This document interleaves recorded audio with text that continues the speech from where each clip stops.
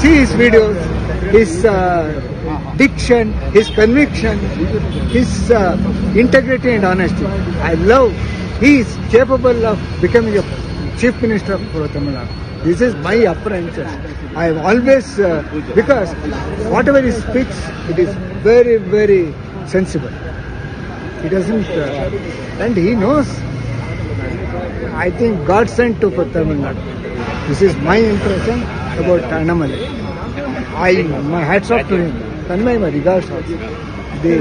At this age, his dedication, commitment, conviction are all excellent, which cannot be matched. It is all inborn. You can't be bought. See, such people stand up like Modi.